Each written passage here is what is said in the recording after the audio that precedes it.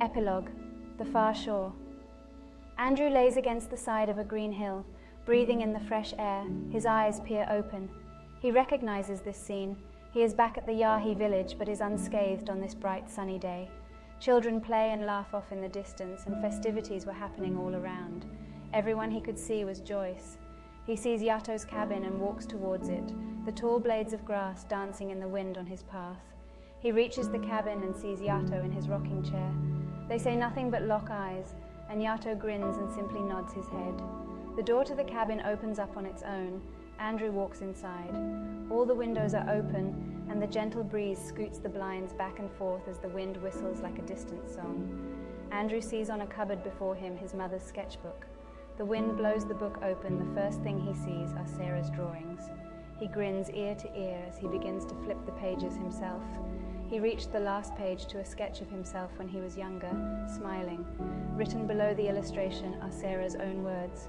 "Where have all my dreams gone? They return like old friends when I think of home."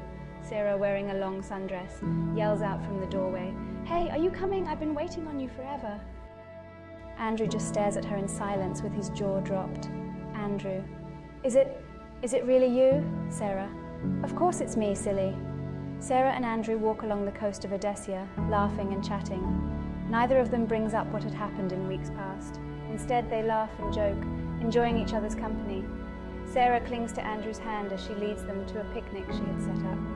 Beside the picnic was the windlance.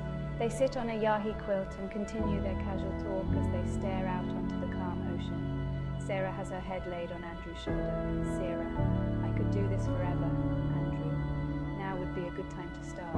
Sarah pulls away from Andrew and looks down. "Sarah, wish that was so, but not yet."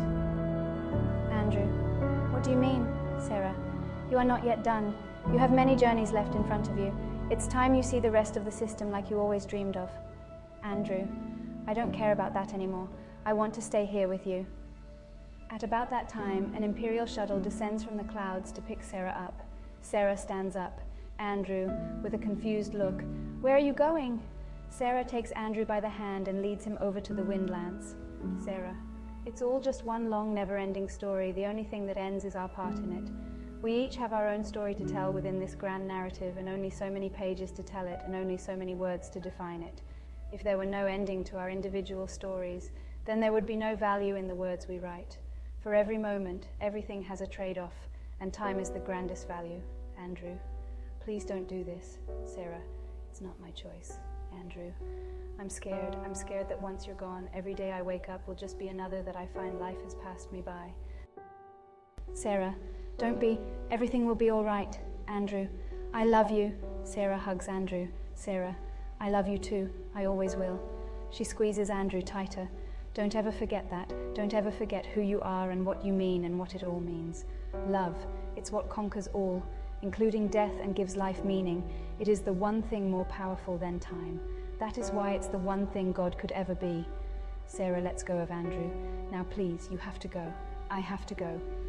Andrew is compelled to hop on the windlance, and Sarah begins to walk away toward the touchdown Imperial shuttle. Andrew starts the engines and hesitantly hovers over the ocean toward the horizon. Sarah stops at the foot of the Imperial shuttle and looks back at Andrew. Andrew then puts the windlance in full throttle as he aims at the sun on the horizon. Sarah looks out at the bay to watch Andrew fly off into the sunset. Andrew looks back to see Sarah one last time. The sun turns into a blinding white light that blurs out the sky. Andrew then looks forward to the horizon as the memory comes to an end. It was the last day of winter, the day the skies of Aurora turned from grey. Everything fades to white. Andrew hears Sarah's voice. "I'll see you again, beyond the never-ending sky." The blinding light slowly dissipates dots of plasma rain like gently falling snow. The tree Andrew laid beneath is fossilized and stripped barren of leaves. On the beach, the Titan blade sits impaled, silent. From its handle, the Phoenix medallion swings like a pendulum. Now chalk white, it plays its somber tune, to be continued.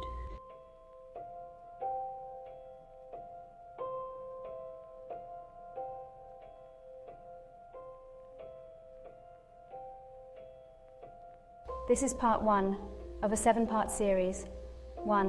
The Ghost of Purgatory. 2. Fall of Hyperia. 3. Child of Atlas Part 1, 4, Child of Atlas Part 2, 5, Shadow of Icarus, 6, Prince of Fire, 7, King of Ashes.